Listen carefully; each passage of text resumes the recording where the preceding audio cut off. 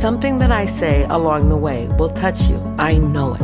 Let's begin that process of crafting a meaningful life. Here's Mary Crafts. Welcome back to Crafting a Meaningful Life. I'm Mary Crafts, and I'm excited to be here today and to be your host. I'm doing something I've never done before, and that is I'm having a guest back for a second time to talk about the same thing. Now, usually when I have guests back a second time, we talk about something completely different. But this time, I want to tell you why. I have Lisa Jr. back as my guest again this week. The first time that I had her on, I thought that she was really one of the most knowledgeable and profound women that I know about this subject of sex trafficking. And we talked about her story and where she went with that.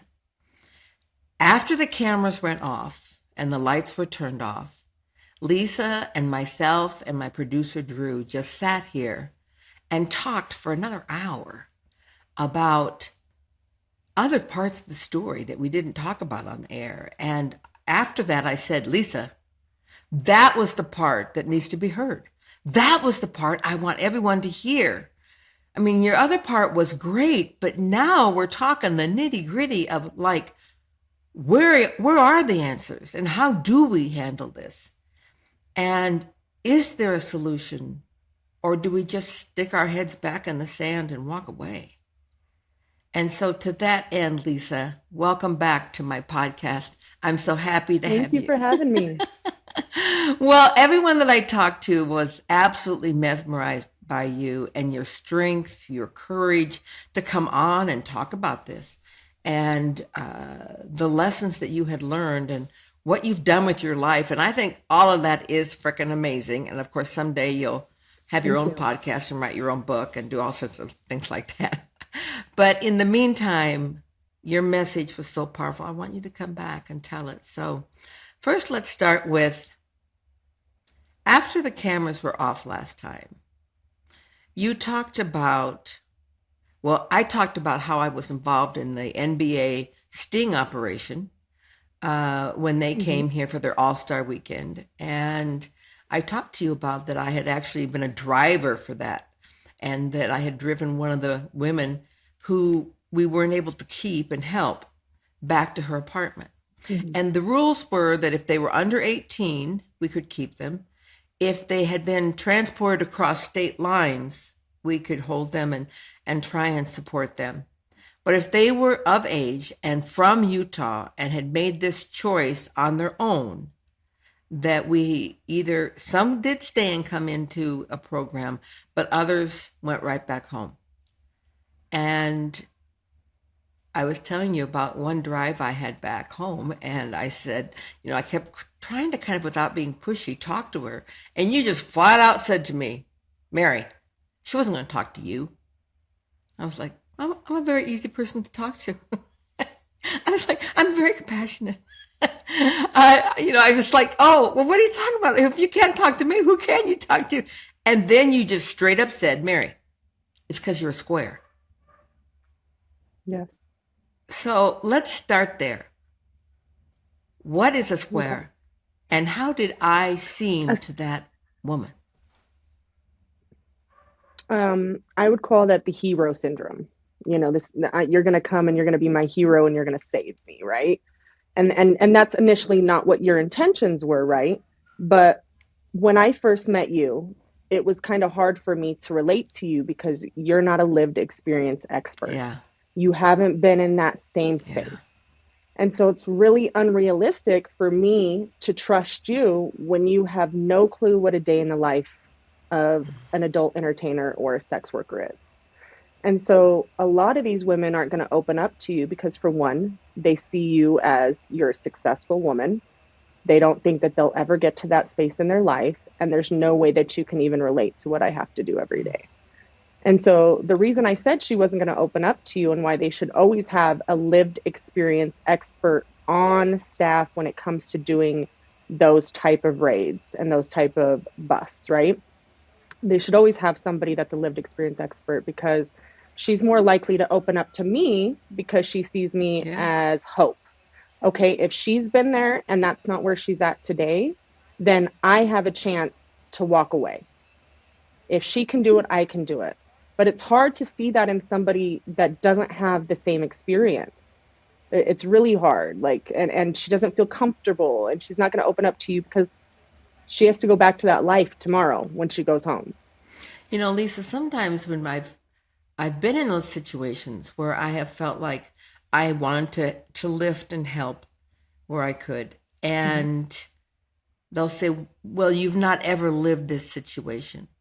And I'm able to say, "You don't know that." And like when I deal with Mhm. domestic violence situations and I share my experience, and suddenly I'm in their boat again and they can talk to me. Mhm. In this situation, I was not able to say that. I was not able to say, "I've been where you are." But Mhm. it still begs the question inside of me, is not pain pain? Is not, cannot I feel empathy for her hurt? Even though I've never walked in those particular shoes, I've walked in shoes of hurt. Do we all have to have lived the exact experience to have empathy for someone? I Because you're right. I've never walked in that shoe, and will I ever be able to completely understand it? I guess the answer is probably not, even though I want to. It's kind of like it's kind of like when a person quits drugs and alcohol. Where do they go? They go to AA or they go to Narcotics Anonymous. They go to people who have been in the same boat as them so that they can gain hope, wisdom, and support. Yeah, So it's really uncomfortable to be able to go to somebody and seek help when they can't really relate to what I'm going through. I would sum up leaving the adult industry up to probably about the same as quitting alcohol and drugs. It's yeah. not as easy as just taking the person out of the No, it scenario. isn't. They're going to they're going to deal with the Yeah, struggles of having to try to make the same type of income. They're never It's going to be really hard for them to step off into a normal paying job because a lot of these women don't have high school diplomas, don't have mm, college degrees, don't have trade school certificates. So how are they going to walk out of that life and make that same type of money? They're not. They're going to fall off into the same situation that I fell off into. And that was me reaching out to you and begging you for a job that was $10 an hour. yeah, How was I going to support myself at $10 an yeah. hour? It wasn't even going to And your happen. children, And so and you I, have expenses like any yes. other adult woman had. Yeah, Hmm. Yep. So it's really hard. You got to go to a place where people are not the same, but have had the same type of experiences. It wasn't as easy as me just leaving. I struggled with the going back and forth, having one foot in, one foot out. I struggled with how am I going to meet these expenses and wait for a paycheck every other week? And then when I ah, did finally get a job at a casino, a charge came up that I had been in jail multiple times prior to that should have came up. And because that charge came up and they said that I was overqualified for the position and they gave me a management role. When my background came check and I was completely honest about it, she told me she couldn't give me the job because I had a warrant for prostitution.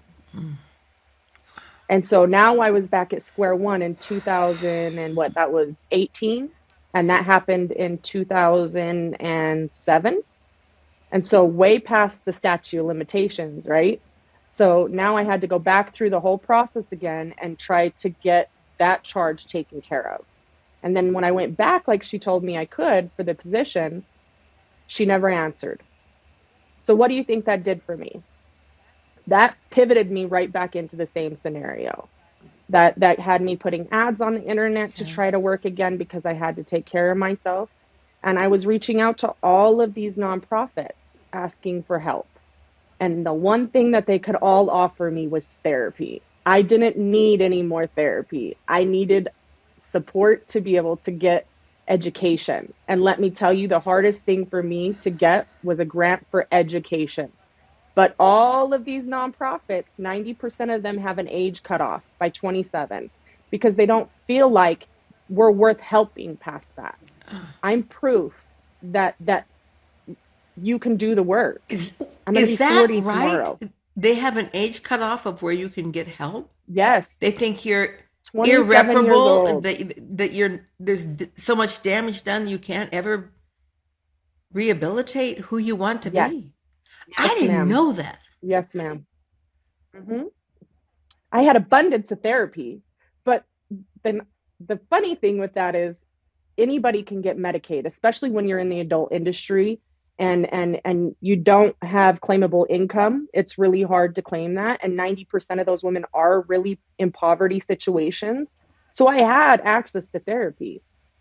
What I needed was a mentor that could see that my skills were transferable, that if I can market myself on the internet and I can set up, because I structured myself as a business, I had an EIN, I had an LLC, I filed my taxes every Okay. year, all of that for I years. always said you were So one if I can smart structure, businesswoman. yeah, if I could structure myself as a business, then Hmm. why couldn't I take those skills and start a business? And that's what I did. I took those skills and I took the couple pieces of equipment that I had left from when I was in the adult industry, which was a trailer, two wave runners, and a boat, and I rented them out. And I created a business for myself on Airbnb. So, and my first season in Las Vegas, I killed it. And I did all of that myself. I built the website, I did it all. So, a lot of these people don't understand that if you can sell yourself and you can sell women, those skills are transferable into other things like real estate, sales, dealing with people, HR, all of that are transferable.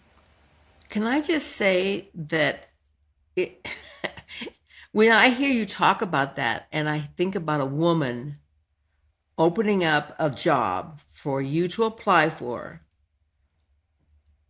knowing your past, what would keep me from hiring you, and this is being perfectly honest, is fear. Mm-hmm. That's exactly what it Fear was. that, well, are you going to seduce my other workers?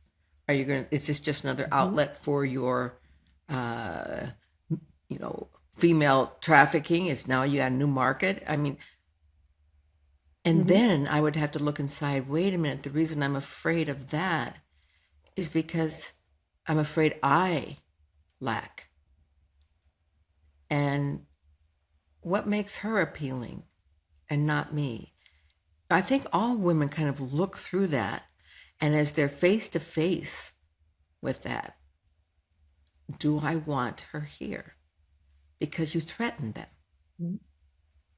Mm-hmm. So it may be also more than just that you had this in your background and now you can't hire me, but I find you a threat to me personally. There are very, very few women that would admit that, but it has to be real. That's the story of my life. I've had that situation. I've always been pretty. I ran into that my entire life with everything. I think it's really sad because really what happened is she walked away from an amazing opportunity with a great Yeah, employee.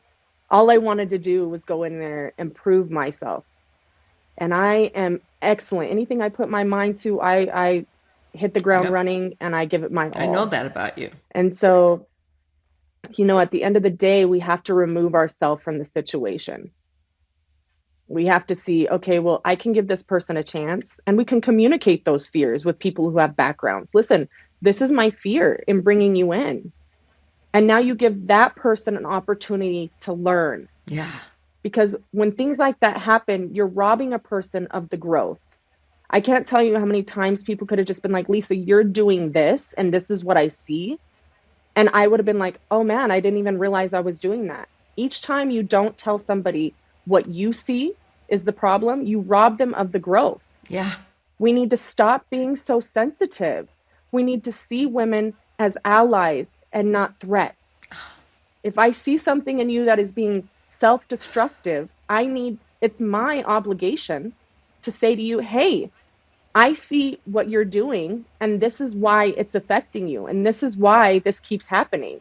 I have a friend right now who I've been mentoring, and she's been my friend for, God, I want to say 20 years. And she has a TBI and just left a domestic violence relationship. Well, I had to call her out and tell her what the problem was, that she was part of the problem. And that was about 6 months ago.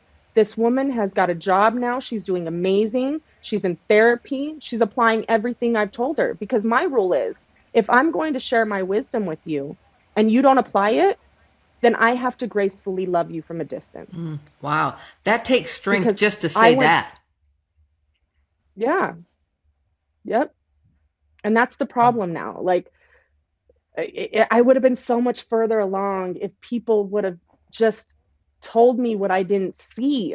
I didn't see it. I never grew up in that. That was not my reality in my home. I didn't even know how to fold a sheet properly Yeah. until 5 years ago. I You it's know what I okay. I mean? still don't. It's okay. I'm like, how did my mom do So this? I was like, what is this? And the teacher saw me at aesthetic school folding the sheet, and she was like, did no one ever teach you? And I was like, no, no, can you teach me? And she did. But it's just little things like that. If somebody's lacking that, it's because they didn't get that at home. Yeah. And you know, it's interesting. So, I didn't learn to fold a sheet at home because my mom did it perfectly. And so she couldn't stand to have me do it. I wasn't yeah, enough she was, to do it right for yeah. her. So we Hmm. both had the same lack, but for probably two different reasons, you know. Yes, Oh, yes, Lisa, that's why I would say yes, we are so much more alike than we are different. And yes. those are things that do bind us together as women. It's one of the things I try to do the most is really get women to see women as other women as Hmm. themselves, and the things that we dislike in them are the things we dislike Hmm. in ourselves. And the That things that part. we love about them are the things we love about ourselves.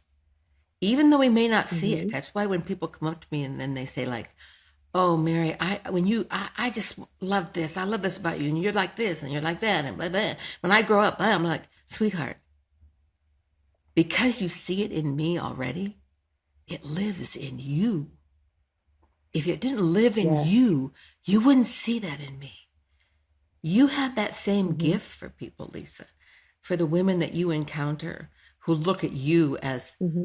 oh, Lisa. Do you know what I mean? The goddess of all things, you know. But the only Yes. reason they see that in you is because a piece of that lives in them. And you Yeah. can say that to them with true power and knowledge and conviction. All right, so I want to go back and talk about a Hmm. couple of things you talked about. I'm going to say this part first, and then we're going to go into how. So you and I both know that in the last few weeks we've had some pretty explosive things happen in organizations in our state that were involved in anti-sex trafficking. One is now in jail without bail because of all of her fraud of trying to get money and raise money for these programs which never existed, and that she lived a high lifestyle. I fell victim to that. Then the other one is someone who had been a member of an organization for a long time and now is being brought up on sex charges himself and was banned from his original organization. But I just felt like someone took the platform of nonprofits, whether they're local or international, put like a case of dynamite underneath them and just went kaboom. I mean, have really blown our state and the entire world of nonprofits to smithereens. Hmm. Yeah. I'm looking at things that I was involved with just before the launch of the movie Uncharitable, which was about how to truly change how we see nonprofits and how we can move the needle. The week before its premiere, all of this happened. What I had dedicated my entire last 5 months of my life to was suddenly blown up. So, with that happening and knowing about you coming back on my podcast, there's a couple things that I think are critical for us to talk about today.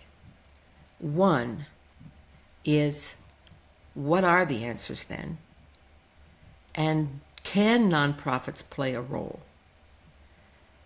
I think both of those are critical in this stage of our development here, right here in Utah and everywhere as we're second guessing nonprofits. So let's start with, what are the answers as you see them to begin to truly move this needle?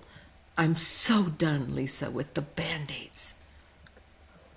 I like to call this my favorite word when it comes to nonprofits, corporate pimping. Ah, This is nonprofits taking our stories and re-exploiting us for grant money. All of those nonprofits are built off of surveys from other women in the industry. And so this is why it's extremely so important to have a lived experience expert on your board, always, you that asked me has that very experience. thing before this Yes, thing blew up. yes, You said, this is how you yes. can know, Mary, if this person's legit, Hmm. is if they do have a Yeah, nonprofit person on their, a lived a lived experience. Yep. experience person on their board. And I was like, Hmm. well, I don't know if she has it on her board, but I know that she has one in her employ. Is that the same? Anyway, I began asking those questions about seeing who was on her board when this whole thing blew up, Hmm. because Hmm. she didn't have a board. So That part. that part, okay. But It's the we can do research to know these things, right, Lisa? I mean, Of course, we can do research all day long, but the point of having somebody, I can't tell you how many surveys I've done. And that I'll tell you the biggest impact in my life was from a nonprofit that was started by another woman who was in the industry. okay, And she actually had just sent me the text message that I sent, the DM I'd sent her in 2015 when I was seeking out change, trying to put my life together and figure out what was really going on in my life, because I didn't even really think that I was being trafficked until technical terms were put to the labels, right? I didn't understand. I just thought that this was just God's way and this was this my was your life. I didn't choice and you realize. were just a prostitute. Yep, That was what you wanted. yep, You didn't realize yep. that I you didn't had been realize. groomed and Yep. put in a position. Force, Yeah. fraud, and coercion. Yes, yes. And so the things that need to happen to change this is we need to be placed with other women who have exited out of the game, other women who have successfully walked away from the sex industry, right? And then that But I don't creates know if, are there hope. many of you? I don't think there, There's so but there many aren't of many us. like you. And I like to disagree with that Okay. All because right. I can tell you about 15 to 20 amazing women Okay. that do amazing nonprofit work. Okay. It's really about education. It's about education. It's about trade school, because a lot of trade schools will let you get a certificate that'll allow you to work in the work industry, in the work field, right? So it boils down to that. Education and using those transferable skills is the answer to all of it. And then trauma treatment, not therapy, trauma treatment. Okay. Each one of these individuals needs trauma treatment, and then they need education. And then also the biggest gap in all of this is, while these women are going to school, how am I going to solely focus on going to school when I have to pay my rent? So now I have one foot in and one foot out because I still have to pay Yeah. my bills. So if these nonprofits say that the trade degree was 12 months, if they were to pay their rent for 12 months to not the actual person, but the complex of where they live, Sure. now that's one less thing I got to worry about. We have all the resources. We have vocational rehab. We have the HEAP program. We have all these nonprofits that have been around forever that other nonprofits don't utilize. Okay. So I didn't, all of my, yeah. let's back up, and I want to make sure I get these really concrete because I'm going to do something with this. So first of Mm-hmm. all, and I have to say, I this really tears at my heart because I heard this from people who were used and abused by the woman who's in jail Mm-hmm. now. that they corporate pimped their stories. And I hadn't heard that Me. word before my last podcast with Mm-hmm. you. So Mm-hmm. please don't use us to make money for you to exploit. Yep. Okay. We'll never see it. Okay. I've never seen it. So let's look at that one. I've never seen it. Then we need to have trauma therapy, because it's Mm-hmm. not just long-term psychotherapy, it's trauma therapy, which is very different Mm-hmm. and constructed different. That part. Mm-hmm. Then we need education. Be able Mm-hmm. to give these women usable skills. Mm-hmm. I sit on the board of Mountain Line Technical College, MTech. Mm-hmm. That's where they need to be. Yes. And then lastly, we need funds to be able to give them Mm-hmm. a place to live while they're going through the Mm-hmm. transition. It Yes. seems like, can I just say easy? I mean, the answers are right there. To rescue all Yep. these women, what stands in our way? Why aren't we doing this, Lisa? Because it's easier to focus on kids in other countries and everybody else, it's cute and cuddly and I want to help that because it's like my kid, it's like all the commercials when you see all those sad dogs and they're wanting you to, it tears at that heartstring, right?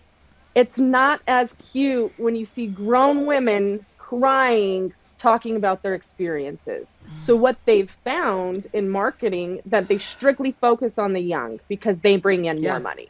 That is the truth, okay? Yep. But nobody realizes, and this is the reality. I made the most money here in Salt Lake City, Utah. Bishops, judges, prosecuting attorneys, police officers are involved in all of this. So it really boils down So to they were your clients.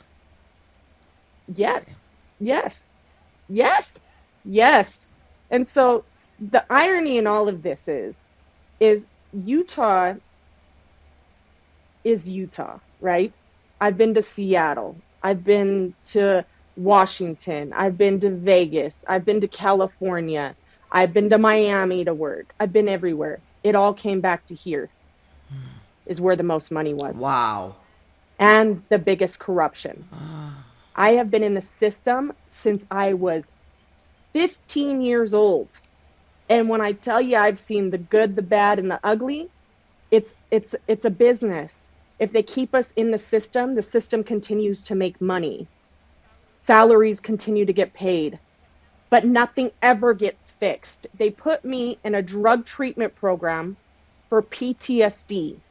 And then when I went to jail and did that program and the staff figured out that I had no drug or alcohol problem, but I was sentenced to this program, she told me she saw me.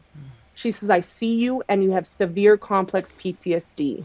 And thankfully, she structured my program around that, even when I wasn't meant to be in that program.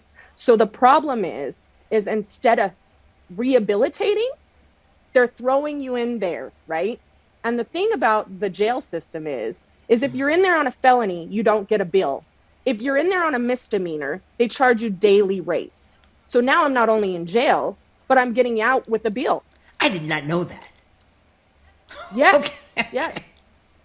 Yes. Wow. Yes. And not just that. Let's talk about how bad they are when you're in there to you. I was violated by the officers. They're not there to help you and see you as an individual. They treat you like an animal. I do know that. And it's not okay because what are we here for? It goes back to what are you becoming an officer for? What are you becoming a lawyer for? Are you here to help or are you here to make up for getting bullied while you were a child? Because it was so wrong and inhumane how they treated us in there. Yeah. The stuff that I saw was not rehabilitating. And so it comes back to, instead of just putting people into jail, let's figure out what the problem is. And if once we put them through that and they don't correct, then that's on them. But I guarantee if the system was structured correctly, their success rate would be a lot higher than it is. Yeah. This is tough stuff. I've been waiting to say this for years because I was treated like a drug addict. I was treated like a horrible person. And really, my only issue is I was raped and sexually abused as a child my entire young life, which then created trauma, complex Yeah. PTSD trauma, which then created blackouts because my brain and my body put itself into a position to protect itself. If I would have gotten the treatment way early on, this probably wouldn't have been my story. I'm so sorry. I don't regret a thing I of it. know. I am at a place in my life where God put me here to speak for the ones who were afraid to speak for themselves. And you're not afraid So I anymore. would go through, Yeah. no, I would go through it all again if I was able to help the women I've been helping.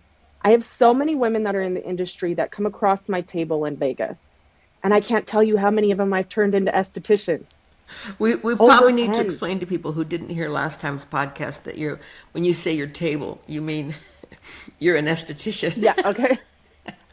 Yes, I own a salon called the Lash and Body Bar, and I went on to open a location in Vegas, and I'm an advanced esthetician, and I specialize in anti-aging and acne skincare.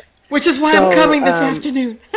yeah, yes, yes, I'll keep you looking Oh, young. thank you. But a lot of my clients have came in, and I recognize the signs. I've had pimps on my table too, and I've called them out and spoke to them like humans because they are. It's everybody's coming from a place of need, and they all need that same thing is money, structure, and to take care of their families. And now a lot of these women are in the industry themselves, and I can't tell you how many of them have reached out to me and told me thank you for giving me that hope and changing my life and giving me these Yeah. resources to move forward. Okay. But that's why you need a lived experience Yep. expert on your team. So when I say I'm sorry, what I mean by that is I'm sorry that I didn't see you before. Thank you. I'm not sorry that you lived through trauma, because the great news about that is that you got to find out who you truly are. And you get Mm-hmm. to be this person now. This incredible, amazing, strong, badass that will stand and fight for everyone and can see the problem so Mm-hmm. clearly. I know you well Mm-hmm. enough to know that you wouldn't go back and change all of that if you had to give this up. Wow. Mm-hmm. So as we walk forward, I can see some of the places that I can plug some of my skills and talents, but me alone, I'm not enough to handle all of this. What are the next steps, Lisa? I think the next steps are understanding that if we're going to fundraise and do all this stuff, I understand that salaries are important, but every person on the board should be donating a certain amount of their time Absolutely. to that Absolutely. problem and to that situation. Salaries are great and everything, but if the majority of the fundraising is going towards salaries, no problem is getting fixed because that's less money for the survivors that you're trying to help. And so the number one thing about that is teaching these women financial literacy, teaching them how to get through the things that they're going through with mentorship, and it's education and support. And it's monthly follow-ups with that person, checking in with them and holding them accountable. Okay. There has to be, it's like having a sponsor for alcohol and Yeah, drugs. it's no different. There's no difference. I didn't struggle with drugs and alcohol. I struggled with that addiction to the money.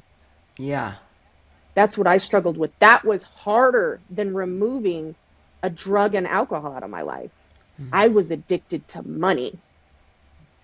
That's what I was, and that's a hard one to be addicted to Yeah. because we need it in life.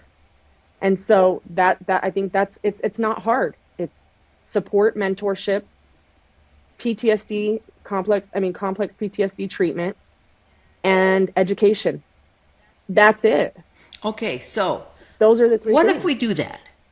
What if we really Yeah. start moving resources in that direction? Mm-hmm. And what if we begin to remove those women from this population? Mm-hmm. What if there are half as many? What happens then to all those men in power that want those women kept there? What do they do to stand in our way? The sad thing is it's not just about the trafficker. The trafficker needs those resources too. It's not just about a woman. It's a trauma triangle. Okay. You have the girl, you have the pimp at the top, right? Then you have the girl, and then you have the client. They're all coming from a place of Yeah. need. So I'm The client thinks that he wants sex. Really, he's just a lonely man who wants connection. Then you have the pimp, the trafficker, whose parents were probably in the same situation. So that's a learned yeah. behavior. So why are we only giving resources to survivors? Yeah. Because those men are survivors as well And of their and they were victims as circumstances. well. At one point in their life they were Yes, total victims. yes, yes, yes. And so that's a learned Yeah. behavior. The traffickers that I've had on my table, I've asked them, and they couldn't believe that I asked them. But the question at the end, question of each facial was like, okay, so what do you do for a living? And they were like, I'm in management. That is the favorite thing to say across the board with instead of saying trafficker or pimp, right? And I'd be like, oh, okay, management. And me, because I am who I am, I would say, oh, so you're involved in the adult industry. And I would ask them, what do you do when these women age out? Do you leave them with anything? Because we get older and you guys don't. You guys just get better with time. We get older. And what do you do when we have that trauma? And so I think it's opening up those real conversations to men as well and having a place for men to be able to come and be vulnerable and say, hey, I didn't like doing this to this woman. It didn't make me feel good, but I needed to pay my bills. I needed to do this. I had a family to take care of. And then you have the client coming from a place that, yes, some of them do just want sex, but really, how do you fix that mentality with them? You let them know that these women are somebody's mothers, somebody's daughters, somebody's sisters. And then you get them the help that they need. But us putting people in categories and understanding that they're not human too is a wrong way of thinking because people are people and we all deserve help. Yeah. I love this triangle thing. Mm-hmm. Because without any piece of that triangle, at least this industry collapses. Mm-hmm. Yep. And I've thought a lot about the client. I've thought about that Mm-hmm. person who, believe it or not, at some point was a victim as well. Mm-hmm. Or this isn't where they would be seeking. And No. that I don't think it's their first choice. Their first choice It's would not. be to be in an absolutely loving relationship with someone who cared for them, and that these things were accepted and nurtured and handled and dealt. Mm-hmm. But because those relationships are few and far between, they seek it elsewhere. Mm-hmm. My heart goes out to them as well. I used to kind of treat it as a social experiment because I love to understand. I was like, if I'm going to be there, I'm going to just learn about these people, right? Because they were human, and I wanted to treat people the way I wanted to be treated. So I wasn't like a lot of these women. I treated them like people, And I knew that if I went in and I got to know them and they got to know me, they would see me more, right? And so I would always ask them, what brought them to this situation? And I can't tell you how many times I heard sexual abuse, how many times I heard stepmothers sleeping with them as kids. I can't tell you how many times I heard stress, especially in the corporate world, stress from their corporate jobs, and it's just breaking. They just needed somebody outside of their box to relate with that didn't expect them to be on this pedestal Wow. at all Yeah. time. Um, and who better to come and seek that from than somebody who's not going to judge you, obviously, right? So, and then same with the girls. A really big pool of them have all had sexual abuse and domestic violence issues and come from broken homes. And then there was that selected few who just wanted to do this when they got older. And the same with the trafficker. You know, it's it's it's not no it's nobody's first choice. "Oh, we're just going to wake up and we're going to do this today, and I'm going to force you to go and do this, and you have to bring me home a certain amount of money." The sad thing is that I don't think this will ever go away because it's the one commodity that you don't need to re-up on. Drugs, you have to go buy more drugs. A human can just keep going. Ah. There's an endless supply. There's an endless supply of them. So that is the one thing that'll probably never stop. And unfortunately, sex addiction and so on and so forth. And a lot of these women leave this industry with sex addictions. And then same with the trafficker. A lot of them have sex addictions as well. And then you have the clients. Some of them have sex addictions. And so a lot of it stems from unhealthy sex and not being taught what it's supposed to be for and the proper way of going into things, right? It's just become an outlet and a drug. So it's one of those things that'll probably be around forever, and the only thing that we can do to fix it is help give these women a plan on their way out, and also educate our junior high, our high school girls on recognizing the key things that traffickers say and do, because traffickers do. There's certain traffickers. There's Romeo traffickers, there's the CEO trafficker, and then there's the Mac trafficker. And they all have a different part. They all have a different role they play. And And it's what recognizing I understand the first two. What's the last one? the Mac is the guy is the trafficker who sleeps with his women to get him to do what he wants. So basically he love bombs her to Ah. death and gives her it's weird, but it's a thing. And sleeps with his girls and does all this and then love bombs them to death. And so they're like, I want to do everything for you. Ah. And now they're in there. So the moment that they pull away and take the sex away, the girl's like, what's going on? What's going on? And so she's going to do everything she can to get that back again. Hence, go and sell her body Yeah. and give him her money. Yeah. Yeah. Okay. A lot to do here, Lisa. And when Hmm. you look at it from your perspective, it's what do they always say about this? It's the oldest profession. But it doesn't mean that we can't start. It doesn't mean that I don't want to start. And with each other by our sides, I truly believe that we can make a difference here, Lisa. I truly do. And I want to do this hand in hand with you. I have some people I'd love us to talk to. I have organizations that you need to be in front of, to speak, to hear your stories.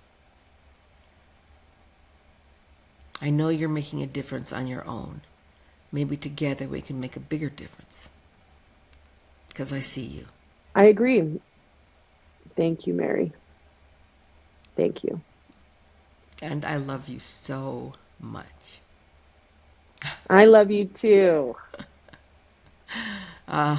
Can you believe we've talked 45 minutes now? And I feel like I feel like there's so much more on this. But the next step for you and I is to step forward and to begin to expand our reach.